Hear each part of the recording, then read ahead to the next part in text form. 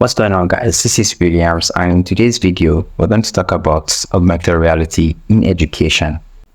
In this video, we're going to discuss the benefits, we're going to discuss the use cases of augmented reality, we're going to talk about challenges and limitations of augmented reality in education. And hey, if you watch to the end, I'm going to show you some cool applications that use augmented reality in education. So let's get started.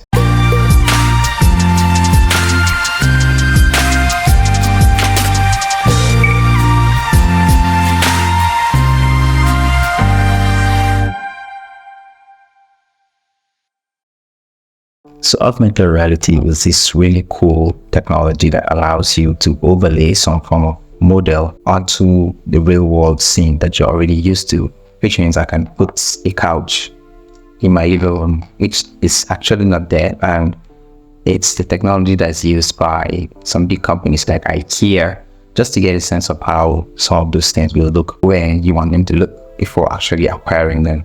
There are different ways that you can actually approach augmented reality. The first is using the markers, and the second is the markerless type. The marker type augmented reality makes use of some marker, which could be in form of a picture or a video or any form of media, to initiate that process. So let me just give you an instance. Let's say I have a picture of a playing card, and I want, whilst the camera looks at that picture, it sees that image, but it converts it to maybe a small house or a phone. That is the marker type. While the markerless type is the type that has a total scan of whatsoever it is that you want to view. It could be the shape of the earth, it could be the galaxy, it could be a room, it could be a stadium, and the whole 3D model of the entire building has been taken. So all you need to do is access it, and it will be as if you were actually there. The feeling is immersive. Let's talk about the benefits of augmented reality in education.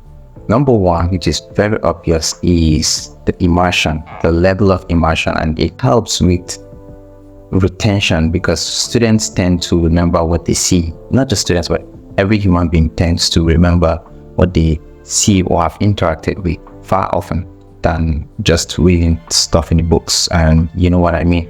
So that level of immersion where you feel as if you are there, as if you felt something, as if you're touching something while it's actually not there, makes you remember what it is that you saw far better than someone who just read it in a page in a book and probably couldn't remember the name of the book. The second benefit is the fact that it makes students tend to spend more time trying to study because it's actually fun to do so. And when you interact with something and it's fun, it's like playing games, and you would want to continue. You could spend hours trying to study the human brain, and it wouldn't seem like a complex thing because it's like playing games. Now let's take a look at some real use cases of augmented reality in education. The first one we're going to talk about is Google Expedition, and you can access that by going to artsandculture.google.com/project/expeditions. It allows you to take a virtual trip to like different subject matters. It could be science and technology, it could be arts, geography, natural history, name it. And let's say we want to just go to science and technology. It gives you some subtopics under science and technology. It could be color, periodic table, just choose any of those. And let's say I want to just study astronomy, and I haven't been to space, but I want to just get a glimpse of what it could be. And now, taking this for instance, I would be able to scan and look around at structures and things as if I was there. This is actually saying it's the moon, and it gives you a real level of confidence and immersion level that you've never seen before. So that's for Google Arts and Culture. Then there's the 4D anatomy. It comprises of some real life anatomical parts where you can access different body parts and rotate and even dissect them by barely interacting with the app itself, and it makes you feel you could just interact with the human body. And even if that was, like, if you ever interacted with a real human body, it gives you that sense that you have been there before whenever you see one. This is for medical students, obviously, and well, enthusiasts can access it. So now that we've mentioned some really cool features and applications that use augmented reality in education, let's talk about some limitations of augmented reality in education. Number one is the cost. Let's take, for instance, the latest Apple Vision Pro or Facebook Meta glasses or Microsoft's HoloLens. Have you seen the price tag on those? It's very expensive, and yes, the experience is nice, but the tech is new, and it's for a novel tech. Even though AR isn't so new, but the adoption is still new, so it's still very expensive to access. And for a school that would want to adopt it, then just know that school pays or will pay a huge amount of money for tuition. Secondly, technical issues. Now, we're talking about learning here, and there's always a learning curve to using a technology that's new. I am used to reading books on paper, and it's just for me to take a book a week, right?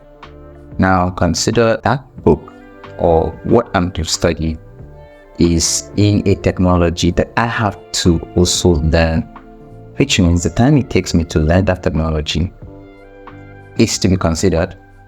Then I have to also consider, okay, after learning this technology, I have to start learning the real thing that brought me there. And then you could also think of facing technical glitches along the way, and an error that you've never seen, and you have to contact support. And I know it's all part of technology, but it could be daunting, and it's one thing that I would consider as a limitation. The third thing is the concern for screen time, and that is something that even operating systems and mobile phone or computer manufacturers are putting into consideration when they are designing their devices. Because hey, if I spend 5-7 hours on just looking at my screen, it has some great side effects to my vision, to my eyes.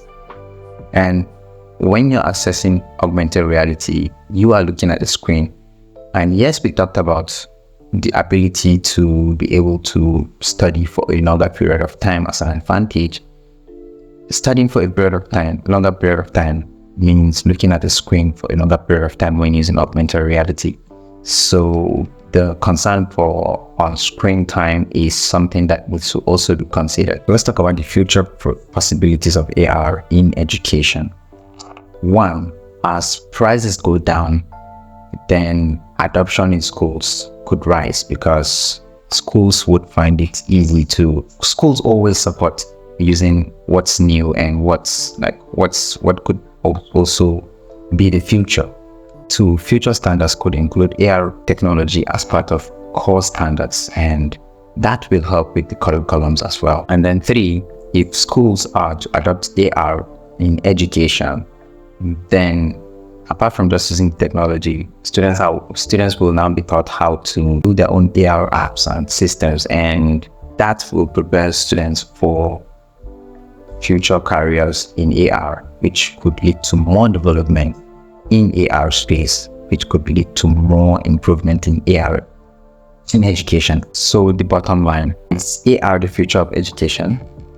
Well, I feel AR has good potential in education, but at the moment, more development is needed. And by development, I mean more improvement on things that have to do with pricing, things that have to do with integration with curriculums, things that have to do with, hey, everything about it that would make it accessible. That is needed, and that's my take on it. So that's it, guys. I hope you enjoyed this video. If you like, just indicate by clicking the thumbs up, and don't forget to subscribe. I will see you in the next one.